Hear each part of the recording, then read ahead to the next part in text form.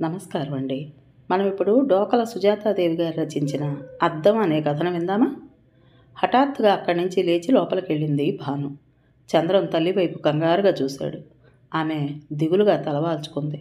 నాన్న, మీరేం వర్రీ కాకండి, నేను భానుకు నచ్చ చెప్తాను అన్నాడు చంద్రం తండ్రి వైపు చూస్తూ. ఈ నచ్చ చెప్పటం, ఏదో విధంగా ఒప్పించడం ఇవేవీ వద్దు. ఇది ఒకరోజుతో అయ్యేది కాదు.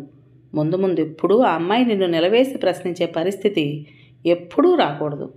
నలుగురికి ఏకాభిప్రాయం కుదిరితేనే కృష్ణుడిని పై చదువుకు పంపిద్దాం అన్నాడు నాగభూషణం.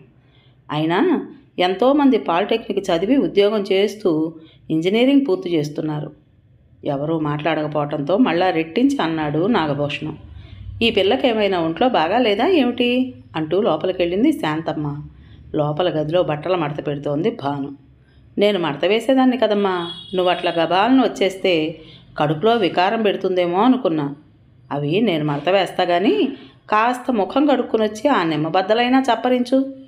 ఏమిటో రోజు సాయంత్రం అయ్యేసరికి వాంతులు కావడం, చీకటి పడే వేళకు నువ్వు డేలా పడిపోవడం అంది శాంతమ్మ. మీరేదో మాట్లాడుకుంటున్నారు కదా అని వచ్చానంతే, ముభావంగా అంది భాను. నీకు తెలియని మాటలేమున్నాయమ్మా? పిల్లల చదువుల ప్రసక్తి వచ్చినప్పుడల్లా ఇలా మల్లగొల్లాలు పడుతూనే ఉంటాం. అయితే ఇదివరకు మేమిద్దరమే, ఇప్పుడు నలుగురం అని వెళ్ళిపోయిందామె. ఆవిడ మామూలుగానే అన్న భానుకి అది సూటిగా తగిలింది. నిజానికి కొత్త కోడలు, తన పెత్తనం ఏముంది? తన అభిప్రాయానికి విలువిస్తున్నారు గనక ఆలోచిస్తోంది కానీ వాళ్ళు ఏ నిర్ణయం తీసుకున్నా తనేం మాట్లాడగలదు అనుకుంది. కానీ ఆ ఆలోచన ఎక్కువసేపు నిలవలేదు. అప్రయత్నంగా ఆమె చేతులు పొట్టను తడిమాయి. తనలో రూపుదిద్దుకుంటున్న ప్రాణి నేనున్నానంటోంది. ఆ ఇంట్లో ఆమె ఉనికిని బలపరుస్తోంది, హక్కును గుర్తు చేస్తోంది. ఇప్పుడు అత్తగారిలాగానే తను తన బిడ్డ భవిష్యత్తు గురించి ఆలోచిస్తోంది తప్ప కాదు కాదు అని తనే సమాధానం చెప్పుకుంది భాను. ముందు గదిలోంచి వాళ్ళ మాటలు వినిపిస్తున్నాయి. ఏదో విధంగా కృష్ణుణ్ణి ఇంజనీరింగ్ చదివించాలనే అత్తగారి తాపత్రయం అర్థమవుతోంది. బయటకు వెళ్ళాలనిపించలేదు భానుకు. ఇక్కడ కూర్చున్నావేమిటి అంటూ చంద్రం వచ్చాడు. ఏమీ లేదు, బద్ధకంగా ఉందంతే అంది భాను ముక్తసరిగా. నువ్విలా వచ్చేస్తే అమ్మా నాన్న ఏమనుకుంటారు? కృష్ణుణ్ణి పై చదువుకు పంపించడం నీకు ఇష్టం లేదనుకోరు? అమ్మకు మాత్రం వాణ్ణి ఎలాగైనా సరే చదివించాలనుంది. బాగుంది మీరు చెప్పేది. అమ్మా నాన్న అన్నాక ఎవరైనా తమ పిల్లలు పెద్ద చదువులు చదివి పెద్ద పెద్ద ఉద్యోగాలు చేయాలనుకుంటారు. ఆహా, అది తెలుసు కదా. సరే నువ్వు కూడా రా అంటూ వెళ్ళబోయాడు చంద్రం. మరి మనం మాత్రం అమ్మా నాన్నల్లా ఆలోచించొద్దా? కొరడా కొసలా చురుక్కున తగిలింది ఆ మాట చంద్రానికి. గిరుక్కున వెనక్కు తిరిగాడు. ఎవరో కొత్త మనిషిని చూస్తున్నట్లు భానుని చూస్తున్నాడు అతను. ఇంకా కొత్తలు తీరని ఇల్లాలి నోట అమ్మా నాన్నలం అనే మాట గిలిగింతలుగా ఉన్నా అమ్మ చేతి వెంట కన్న కూతురిలా తిరిగే కొత్త కోడలి ఆలోచన కూడా ఆశ్చర్యంగానే ఉంది అతనికి. భాను చూపులు నేలకు అతుక్కుపోయినాయి.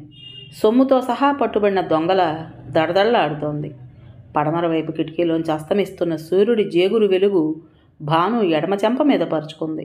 భాను నిజంగా కొత్తగా ఉంది. ఏమిటి అసలు నీ ఉద్దేశం అన్నాడు చంద్రం దగ్గరగా వచ్చి. పొరుగురులో ఉండి ఇంజనీరింగ్ చదవడం అంటే మాటలా? తర్వాత ఉద్యోగం రావాలి. ఇక్కడ మీ ఒక్క జీతం ఇల్లు గడుపుకుంటూ పెద్దవాళ్ళని చూసుకుంటూ కృష్ణుడికి ఎంత పంపవలసి ఉంటుందో ఆలోచించారా? రేపు రేపు మన పిల్లాడు పెరుగుతుంటే వాడికి మంచి తిండి చదువు. చంద్రం నుంచి జవాబు రాకపోవటం గుబులుగా గుటకలు మింగుతూ అతని వైపు తిరిగింది భాను. ఇప్పుడు ఆమె ముఖం మీద వెలుగు లేదు.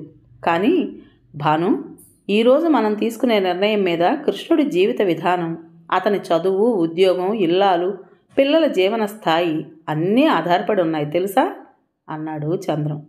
తెలుసు, అంతేకాదు మన పిల్లల పెంపకం, చదువు, జీవన స్థాయి కూడా. చంద్రం మాట్లాడకుండా అక్కడి నుంచి వెళ్ళిపోయాడు. కాసేపటికి భోజనాల హడావిడి. అత్తగారి కోపం వచ్చిందేమో తనను పిలవలేదు అనుకుంది భాను. మరీ మనసు చికాగ్గా ఉందని వెనక వైపుకు వెళ్ళి ముఖం కడుక్కుని వస్తుంటే శాంతమ్మ పిలిచింది. అదేమిటమ్మాయి, లైట్ అన్నా వేసుకోకుండా కూర్చున్నావు? చంద్రుడు కడుపులో ఉన్నప్పుడు నాకు అంతే. వెలుతురు చూస్తే చాలు ఎంత కోపం వచ్చేదో. తలుపులు కిటికీలు వేసుకుని పగలంతా ఒకటే నిద్ర, ఒకటే నిద్ర. నువ్వు అంతే. అంటే నాకు మనవడే పుడతాడు. చిన్నగా నవ్వి తల వంచుకుని గదిలోకి వచ్చేసింది భాను. అయినా వాళ్ళ మాటలు వినిపిస్తూనే ఉన్నాయి. ఇన్నాళ్ళు నేను వద్దంటూ వచ్చాను కానీ ఇంకా మనము డైనింగ్ టేబుల్ చేయించుకోవాలిరా అబ్బాయి. రేపు చంటాడు దోగాడుతూ వచ్చాడంటే ఇలా నట్టింట 4 పెట్టుకుని కూర్చొనిస్తాడా అన్నాడు నాగభూషణం. సర్లేండి, ఇప్పుడు అలాంటివేం పెట్టకండి, కృష్ణుడు చదువు పూర్తవ్వాలి ముందు అంది శాంతమ్మ. ఎవరూ ఏం మాట్లాడలేదు. ఇలా ఎన్ని అవసరాలు వాయిదా వేయాలో అనుకుంది భాను. ముఖం తుడుచుకుని అలవాటుగా తన టాయిలెట్ బాక్స్ తెచ్చి టేబుల్ మీద పెట్టుకుంది. చేతికి చల్లగా నునుపుగా ఆత్మీయంగా ఉంటుంది దాని స్పర్శ. ఊహ తెలిసినప్పటి నుంచి ఇంట్లో చూస్తూనే ఉన్నా అంతగా పట్టించుకోలేదు. ఇక్కడికి వచ్చాక అది అమ్మకు గుర్తుగా. ఆ రోజు తన పెళ్లి రోజు. తనకు ఒడిబియ్యం కట్టిన అమ్మ కన్నీటి ధారలైపోతూ ఆ పెట్టె పట్టుకొచ్చింది. నల్లచేవ కర్రతో చేసిన ఆ పెట్టె అమ్మ కన్నీళ్లతో తడిసి మరింత నిగనిగలాడింది. భాను, ఇదిగో, ఇది నా పెళ్లికి మా నాన్న స్వయంగా వడ్రంగి దగ్గర కూర్చుని చేయించాడు. బొట్టు, కాటుక, గాజులు, దువ్వెన పెట్టుకోవడానికి వేరు వేరు అరలున్నాయి. మంచి బిళ్ళరద్దం కూడా బిగించారు. ఇంకోసారైతే అబ్బా ఏమిటమ్మా నీ చాతస్తం, రోజు చూసేదేగా అని విసుక్కునేదే కానీ ఆ రోజు మౌనంగా దాన్ని అందుకుంది. భాను తల్లి, ఇన్నేళ్ళు నీకు పాపిటి తీసి జడవేశాను, పౌడర్ అద్ది బొట్టు కాటుక పెట్టాను. నువ్వు నా అంతయ్యాక కూడా నీ అలంకరణ ఆలోచనలు దిద్దుతూనే ఉన్నాను. కానీ ఇంక నుంచి నీ వెనక నేనుండను. నిన్ను నువ్వే దిద్దుకోవాలి, నీ ముఖం నువ్వే చూసుకోవాలి. అద్దంలో చూసుకునేది ముఖం మాత్రమే కాదు, మనసు కూడా. అది కూడా అద్దంలా ఉండాలి. ఉంటేనే అందం. అసలు అందం అంటే అదే. ఎందుకో అమ్మ గుర్తుకొచ్చినప్పుడు ఆ రోజు తనను సాగనంపుతూ కన్నీరు మున్నీరుగా అన్న మాటలు, ఆమె రూపము గుర్తుకొస్తాయి. తనకు ఎలాగైనా సరే మంచి సంబంధం చేయాలని ఎంత తపన పడేదో. అమ్మ కోరిక నెరవేరింది. తను మంచి మనుషుల మధ్య పడింది. ఒకవేళ తనకు ఆడపిల్ల పుడితే అమ్మలా తను కూడా. ఆ ఆలోచన ఎవరికీ తెలియకపోయినా సిగ్గుపడిపోయింది భాను. మళ్ళా ఆలోచనలు బందిపోడు దొంగల్లా ఆమెను ముట్టడించాయి. జీతంలో సగం కృష్ణుడికి పంపించేస్తుంటే తన పిల్లల్ని. బొట్టు పెట్టి మూత తెరిచింది. ఇంకా లైట్ లేకుండానే కూర్చున్నావా? రా, మనిద్దరం భోంచేద్దాం అని లైట్ వేసింది శాంతమ్మ. బొట్టు పెట్టుకుందామని అద్దంలోకి చూసిన భాను కెవ్వున కేకవేసి కళ్ళు మూసుకుంది. అయ్యో అయ్యో, అసలు వెలుగే పడకపోతే అన్నం ఎట్లా తింటావే అంటూ లైట్ తీసేసింది శాంతమ్మ. భానుకి దుఃఖం తన్నుకొస్తోంది. మీరు తినండి అత్తయ్య, నేను తర్వాత తింటాను అంది భాను. కాసిన మజ్జిగైనా తెస్తానుండు అని వెళ్ళింది శాంతమ్మ. భానుకి ఇందాక అద్దంలో కనబడిన తన ముఖమే కళ్ళల్లో కదులుతోంది. భయంకరంగా కళ్ళు, ఎర్రగా ఇంతింత కళ్ళు. ఆ కళ్ళల్లో తనెప్పుడూ చూడని పోలిక. ఆ చూపు తనకసలు పరిచయమే లేదు.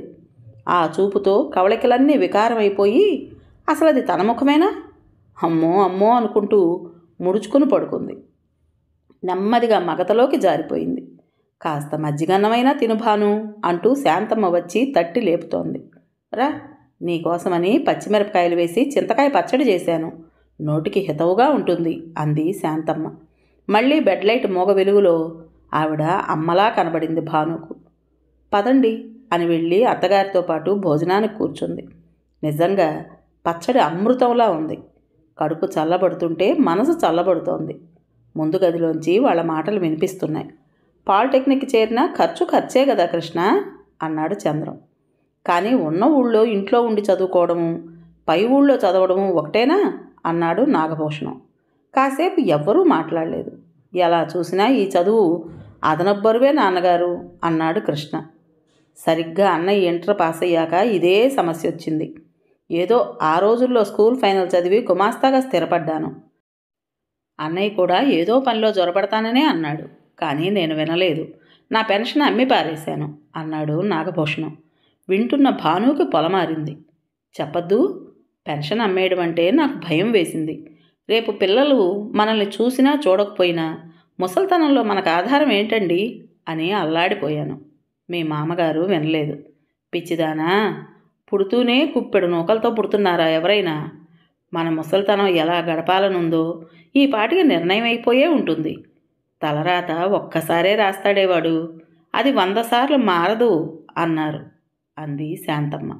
ఆ జ్ఞాపకాలతో ఆమె కళ్ళు చెమర్చాయి. భానుకి తింటున్న అన్నం చేదుగా అనిపించింది.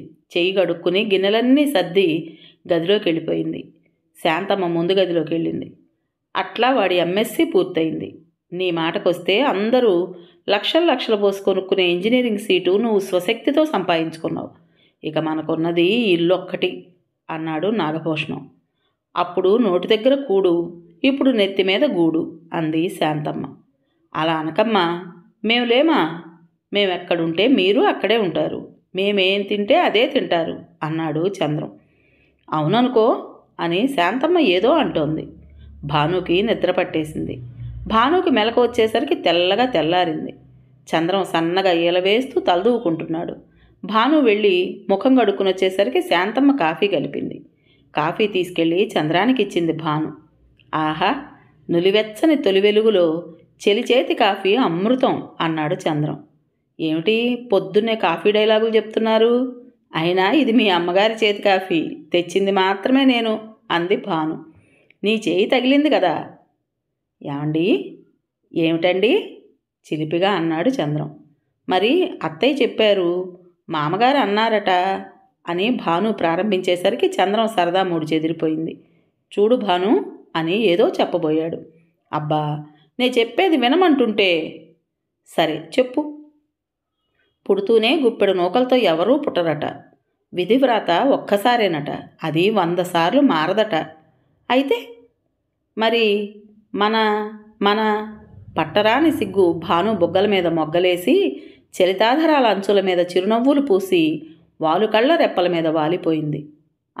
మన అన్నాడు మళ్ళీ చంద్రం. మన బాబుకు కూడా ఆ భవిష్యత్తు నిర్ణయం అయ్యే ఉంటుంది కదూ అంది భాను సిగ్గుగా. పకపక నవ్వాడు చంద్రం.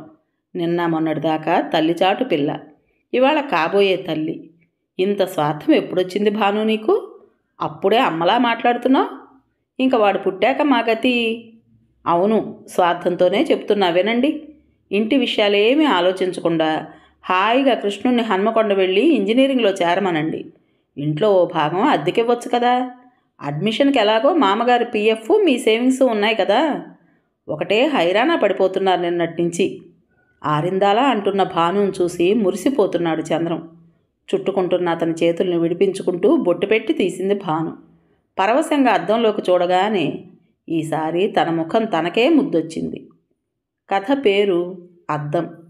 రచించిన వారు డోకల సుజాతాదేవి గారు. విన్నారు కదండి. మరి మీకు ఈ కథ నచ్చిందా? నచ్చినట్టయితే లైక్ చేసి మరో 4 షేర్ చేయండి. అలాగే కొత్త వాళ్ళు కనుక మన ఛానల్ని చూస్తున్నట్లయితే తప్పకుండా సబ్స్క్రైబ్ చేసుకోండి. మరి ఇంత మంచి కథను మనకు అందించిన రైటర్ గారికి మనస్ఫూర్తిగా మనందరి తరపున ధన్యవాదాలు తెలియజేసుకుంటూ రేపు మరో మంచి కథతో కలుద్దామా? ఉంటానండి. పాయింట్స్ ఇవ్వడం మర్చిపోకండి.